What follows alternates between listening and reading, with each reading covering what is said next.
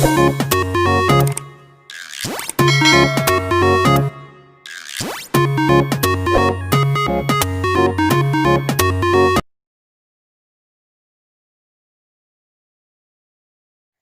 Students, आशा करती हूँ कि आप सारे लोग बहुत अच्छे होंगे और सारे ही अपने घरों में एकदम से सुरक्षित होंगे।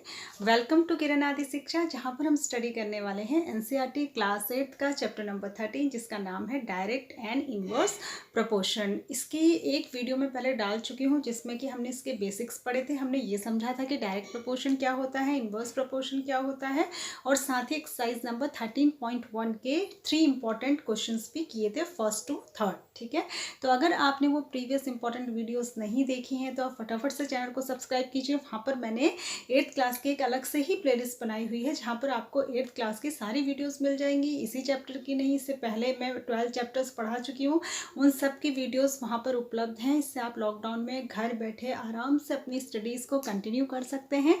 आपको किसी भी ट्यूशन्स की ज़रूरत नहीं है, और ज़रूर से आप इसको सब्सक्राइब करें, विजिट करें, क्योंकि ये बिल्कुल मुफ्त है, इसका कोई भी चार्ज नहीं है।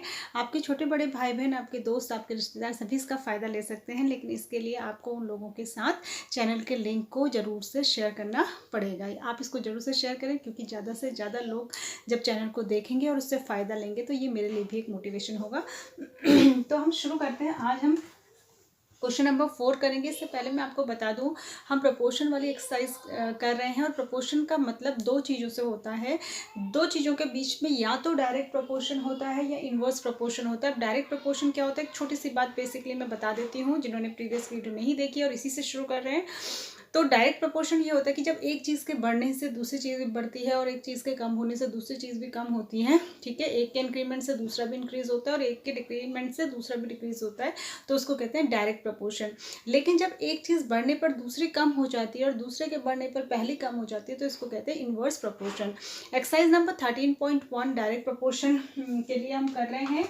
ये पूरी एक्सरसाइज डायरेक्ट प्रपोर्शन पर ही बेस्ड है। 13.2 इनवर्स प्रोपोर्शन पे बेस्ड होगी। जब डायरेक्ट और इनवर्स प्रोपोर्शन की बात करते हैं तो जरूर से दो चीज़ों के बीच में रिलेशन होता है। तो मैं क्वेश्चन नंबर 4 को रीड कर रही हूँ। A machine in a soft drink factory fills 840 bottles in 6 hours. How many bottles will it fill in 5 hours. ठीक है, इसमें दो चीज़ें दी है। तो सबसे पहला काम आप यहाँ पर टेबल बनाने का ही करेंगे। मैं आपको सजेस्ट करूँगी कि आप इन क्वेश्चंस को टेबल बनाकर ही करें, और टेबल में उन दो चीज़ों के बारे में लिखें जिनके बीच में रिलेशन दिया है। ठीक है, अब दो चीज़ों के बीच में रिलेशन दिया है। जो सॉफ्ट ड्रिंक कंपनी है, उसमें जो मशीन है वो क्या करती है, वो बॉटल्स को भरती है। तो दो चीज़ें हैं यहाँ पर, एक तो नंबर ऑफ बॉटल्स है, नंबर ऑफ लिख लीजिएगा पूरा, नंबर ऑफ बॉटल्स है, और दूसरा है आवर्स, घंटे। ठीक है, कितनी बॉटल्स को कितने घंटे में भरती है। तो दो चीज़ों के बीच में रिलेशन यहाँ पर दिया गया। तो वो कह रहा है कि 840 बॉटल्स को तो वो भरती है 6 आवर्स में, 6 घंटे में। तो 5 आवर्स में, यानी कि आवर्स दूसरी कंडीशन के लिए भी आवर्स दिए हैं, लेकिन number of bottles question mark, यहाँ पे नंबर ऑफ बॉटल्स आपको निकालना है। ठीक है, तो आप इसको जो निकालना है उसको आप एक्स सपोज कर लें। अब आपको पता है कि जितनी ज़्यादा बॉटल्स होंगी उतना ही भरने में ज़्यादा टाइम लगेगा, जितनी कम बॉटल्स होंगी तो जल्दी भर जाएंगी। यानी कि यहाँ पर डायरेक्ट प्रोपोर्शन है, दोनों के बीच में डायरेक्ट रिलेशन है। ठीक है, डायरेक्ट प्रोपोर्शन है, तो हम डायरेक्ट प्रोपोर्शन में सॉल्व करना बहुत ही आसान होता है। ठीक है, कुछ नहीं करना होता है, बस इस टेबल को ध्यान रखिए, this upon this equal to this upon this करना होता है। तो क्या हो जाएगा, 840 upon 6 is equal to x upon 5, और उसके बाद क्रॉस मल्टीप्लीकेशन कर देना होता है। तो ये हो जाएगा 840 multiplied by 5 is equal to x multiplied by 6, यानी कि इसको लिख लेंगे 6x। अब आगे आपको x की वैल्यू निकालनी है, तो 6 नीचे आ जाएगा, तो x इक्वल टू हो जाएगा 840 इंटू 5 अपॉन 6। ठीक है, तो 6 से कट रहा है, 6 1 जा 6 एंड 6 4 जा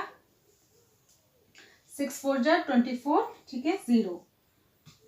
तो कितना हो जाएगा, इसको मल्टीप्लाई कर देंगे, 140 को मल्टीप्लाई करेंगे आप 5 से, तो कितना हो जाएगा, 70 आ जाएगा, 700 आ जाएगा।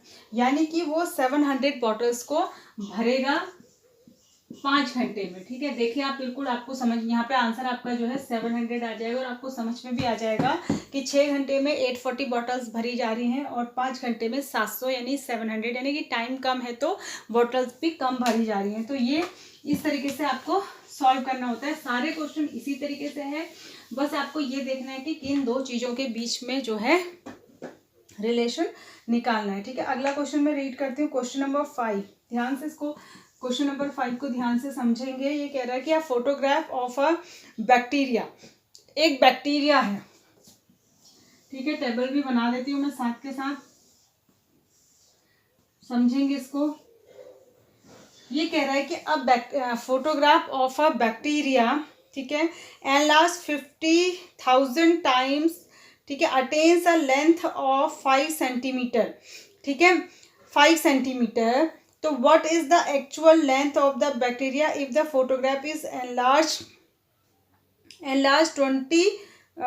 20,000 times only, what will be the enlarge length. ठीक है, अब इसमें ये क्या कह रहा है, देखो यहाँ पर दो चीजें हैं, length of the bacteria, number of times enlargement,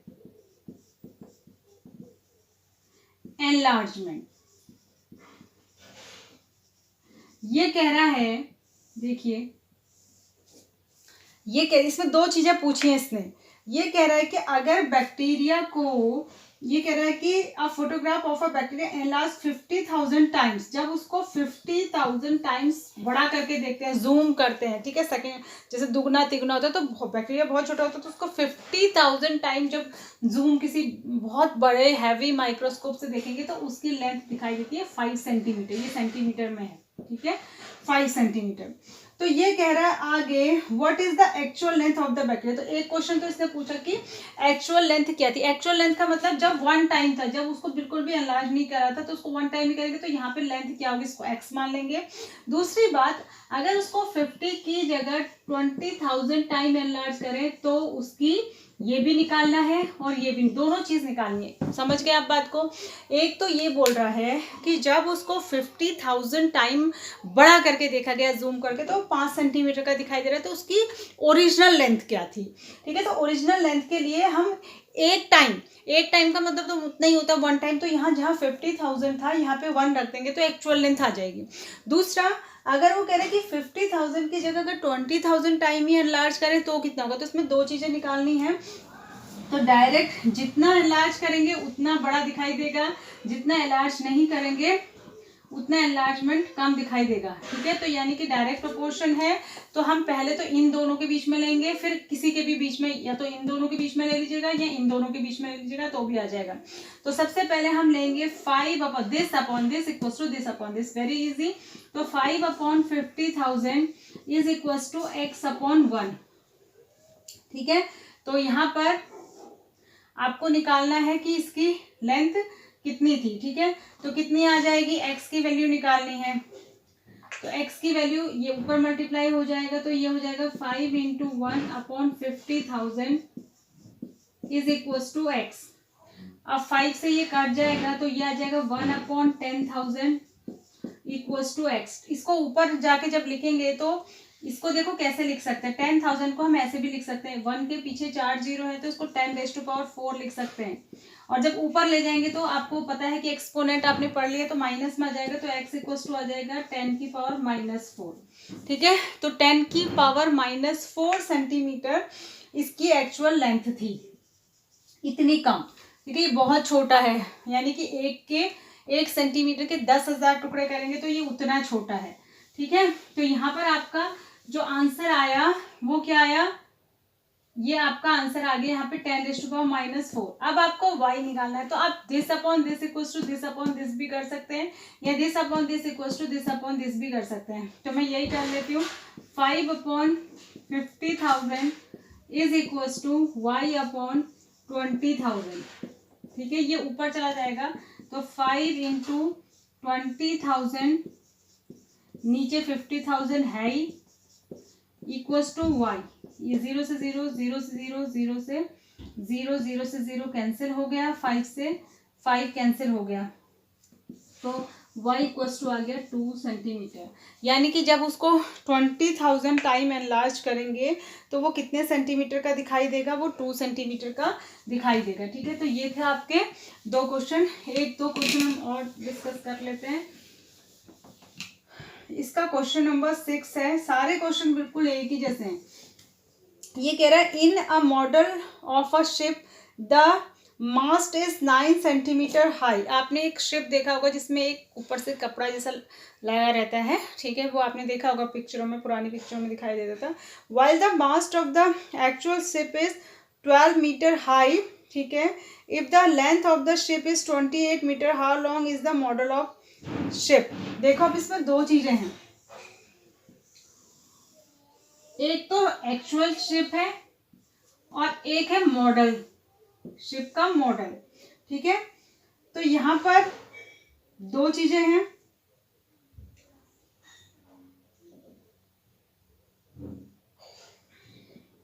यहां है एक, ऊपर भी हमें लिखना पड़ेगा इसका, यहां पर लिखोगे मॉडल शिप,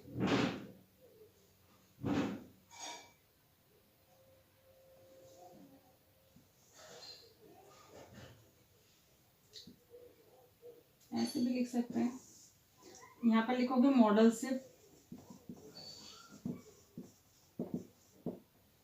और यहाँ पे लिखोगे हाइट ऑफ मास्ट,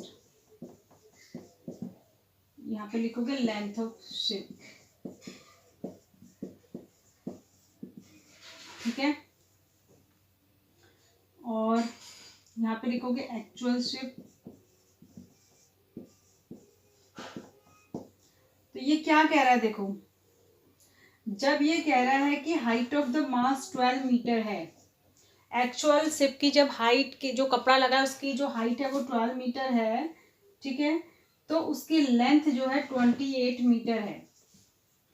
तो अगर height of the model ship में अगर height of the mast 9 centimetre दिखाई दे रही है, तो एक्चुअल में कितना होगा, शिप की लेंथ कितनी होगी, ये आपको निकालना है, ठीक है।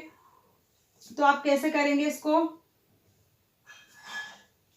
कर लीजिए इसको, 9/12 is equal to x upon 28, ठीक है। ये हो जाएगा 28 इंटू 9/12, इधर आ जाएगा x, ठीक है। इसको कैलकुलेट कर लीजिए, जितना आपसे कट रहा है तो आप इसको काट लीजिए। 3 3 जा 9, 3 4 जा 12, 7 जा, तो ये हो जाएगा 21 सेंटीमीटर। तो ये x की वैल्यू आ जाएगी 21 सेंटीमीटर, ठीक है। तो इस तरीके से आप इसको कर सकते हैं। चाहे तो यहाँ नहीं भी लिख के height and length of the mast करके दो ही चीज़ों से भी आप इसको निकाल सकते थे। कंफ्यूज होने की ज़रूरत इसमें बिल्कुल भी नहीं है, ठीक है। अगर कोई दिक्कत आएगी तो पूछ लीजिएगा। क्वेश्चन नंबर 7 देखिए, सपोज 2 kg ऑफ शुगर, ये भी अच्छा क्वेश्चन है। दो चीज़ें इसमें भी, यहाँ पर है वेट, शुगर का वेट है, मैं पूरा नहीं लिख रही हूँ, ठीक है। और यहाँ पे है नंबर ऑफ क्रिस्टल्स, जो दाने होते हैं। अब जितना ज़्यादा वेट होगा उतना ही ज़्यादा क्रिस्टल होंगे, तो डायरेक्ट प्रोपोर्शन होगा। तो ये कह रहा है कि जब 2 किलो चीनी लेते हैं, 2 किलो शुगर लेते हैं, तो उसमें नंबर ऑफ क्रिस्टल्स होते हैं 9 × 10⁶। तो अगर 5 किलो लेंगे तो कितने होंगे, एक्स की वैल्यू निकालनी है, ठीक है। तो 5 किलो लेंगे तो ज़्यादा ही होगा। तो ये भी जो है डायरेक्ट प्रोपोर्शन का क्वेश्चन है। कम चीनी में कम क्रिस्टल होंगे, ज्यादा चीनी में ज्यादा, ठीक है। तो हम क्या करेंगे, this upon this equals to this upon this, तो 2/9 × 10⁶ इज इक्वल्स टू 5/x। इसको इधर, इसको इधर, तो इसको उधर ले जाएंगे तो क्या हो जाएगा, 2 × x, 2x हो जाएगा। ये हो जाएगा 5 × 9 × 10⁶। अब क्योंकि हमें x तो निकालना ही है, तो x इक्वल्स टू 2 को नीचे ले जाएंगे, 5 × 9 × 10⁶/2, ठीक है। तो कितना आ जाएगा, ये 9 5 जा 45 हो जाएगा, × 10⁶/2, ठीक है। तो इसको डिवाइड कर दीजिए, 22.5 हो जाएगा 10⁶। पर मैंने आपको स्टैंडर्ड फॉर्म में लिखने का तरीका बताया था, तो इसको 2.25 लिखेंगे, यानी पॉइंट को एक डिजिट इधर खिसकाएंगे तो यहाँ एक 10 की पावर बढ़ जाएगी। तो ये हो जाएगा 10⁻7 क्रिस्टल्स, ठीक है। ऐसे करके इसको करना है। एक क्वेश्चन मैं और बता देती हूँ, वीडियो लंबी हो रही है। 8th क्वेश्चन पे आइए। ये कह रहा है Rashmi has a road map with a scale of 1 centimetre representing 18 kilometre. ठीक है, she drives on a road for 72 kilometre, what would be her distance covered in map. Map में हम कोई स्केल लेके कुछ ड्रॉ करते हैं, क्योंकि इतनी लंबी रोड तो मैप में ड्रॉ नहीं हो सकती। ठीक है, तो यहाँ पर दो चीज है, लेंथ ऑन स्केल और यहाँ पे एक्चुअल लेंथ, एक्चुअल डिस्टेंस कह सकते हैं इसको। ठीक है, तो जब एक्चुअल डिस्टेंस 1 सेंटीमीटर हम लिखते हैं तो वो 18 किलोमीटर को दिखाता है। 1 सेंटीमीटर 18 किलोमीटर को दिखाता है। तो अगर वो असलियत में 72 किलोमीटर चली तो x की वैल्यू कितनी आएगी, ये निकालना है। तो 18/1 इज इक्वल टू 72/x। इसको इधर इसको इधर, तो ये हो जाएगा 18x इक्वल टू 72 इंटू 1, यानी कि 72 ही हो गया।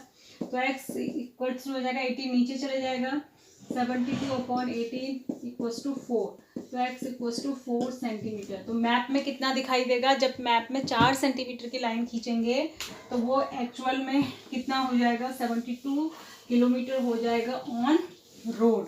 ठीक है, तो अभी इसमें 9, 10, हाँ 9, 10 दो ही क्वेश्चन है तो इनको कर ही लेते हैं। 9th क्वेश्चन को देखिए, ये कह रहा है 9th क्वेश्चन में क्या कह रहा है, देखिए सुनिए। ये कह रहा है a 5 metre 60 centimetre high vertical pole cast a shadow. देखो दो चीजें हैं इसमें,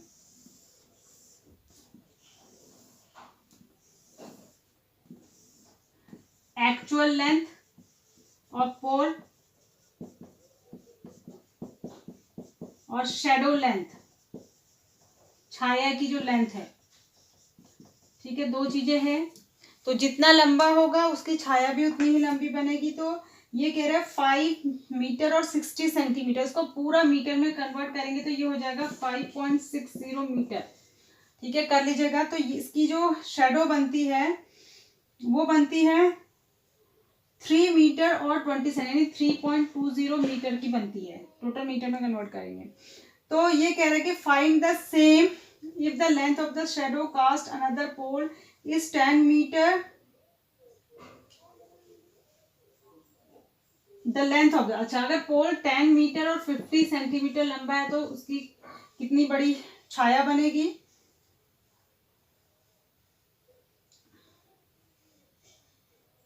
और दूसरी बार में इसी में तीसरी चीज दी है, अगली बार में आपको शेडो की लेंथ दी है 5 और आपको एक्चुअल लेंथ निकालनी है। ठीक है, तो इसमें भी डायरेक्ट प्रोपोर्शन है, क्योंकि जितनी लंबा पोल होगा उतनी ही लंबी शेडो बनेगी। तो ये हो जाएगा 5.6/3.2 इज इक्वल टू 10.5/x। यहाँ से x इधर चला जाएगा तो x इक्वल टू, ये दोनों मल्टीप्लाई हो जाएंगे, 10.5 इंटू 3.2 और 5.6 नीचे आ जाएगा। ठीक है, 5.6 नीचे आ जाएगा। सब में एक एक ही डिजिट के बाद पॉइंट है तो आप पॉइंट को हटा सकते हैं, और पॉइंट हटा के जब आप कैलकुलेट करेंगे तो x इक्वल टू हो जाएगा 6 मीटर। तो यहाँ पर इसकी वैल्यू आ जाएगी 6 मीटर। ठीक है, कैलकुलेट कर लीजिएगा इसको। उसके बाद दिस अपॉन दिस आप ऐसे भी कर सकते हैं, अगले वाले के लिए आप कर सकते हैं 10.5/x की वैल्यू 6 आ चुकी है इज इक्वल टू y/5। तो y इक्वल टू क्या हो जाएगा, यहाँ से ये इधर चला जाएगा तो 10.5 इंटू 5/6 इक्वल टू y। ठीक है, 10.5 को 5 से मल्टीप्लाई करिए और 6 से डिवाइड करिए तो ये आपका आ जाएगा 8.75 मीटर, यानी कि 8 मीटर 75 सेंटीमीटर। ये y की वैल्यू आ जाएगी 8 मीटर 75 सेंटीमीटर, या इसी को लिख सकते हैं 8.75 मीटर। ठीक है, तो इस तरीके से आप इसको कर सकते हैं डायरेक्ट प्रोपोर्शन के लिए। लास्ट क्वेश्चन में बता रही हूँ, उसका ध्यान से देखेंगे। 10th क्वेश्चन है। 10th क्वेश्चन में ये क्या कह रहा है, ये कह रहा है अ लोडेड ट्रक ट्रेवल्स 14 किलोमीटर इन 25 मिनट्स। ठीक है, यहाँ पे दो चीजें हैं, एक तो टाइम है और एक है डिस्टेंस। देखिए ध्यान से, एक है डिस्टेंस और एक है टाइम। दो चीजों के बीच में रिलेशन है। ठीक है, क्या कह रहा है कि एक ट्रक जो है वो 14 किलोमीटर चलता है 25 मिनट्स में। ये यहाँ लिखने की जरूरत नहीं है, इसको यहाँ लिख दीजिए, डिस्टेंस किलोमीटर में है और टाइम मिनट में है। ठीक है, तो ये कह रहा है कि if how far can it travel in 5 hours, यानी कि 5 आवर्स में ये कितना चलेगा। एक्स लिख लेते हैं, इसको एक्स निकालना है। ठीक है, 5 आवर्स में कितना चलेगा। अब यहाँ पर आपको ये मिनट में है, ये आवर्स में, तो इसको भी आवर्स में बनाना पड़ेगा। तो इसको 60 से मल्टीप्लाई करेंगे तो 300 मिनट में बनाना पड़ेगा। तो 300 मिनट हमेशा सेम यूनिट होनी चाहिए। ठीक है, तो अब हम बस, ये भी डायरेक्ट प्रोपोर्शन का क्वेश्चन है। 25 मिनट में 14 चल रहा है तो 300 मिनट में ज़्यादा ही चलेगा। तो डायरेक्ट प्रोपोर्शन का क्वेश्चन है।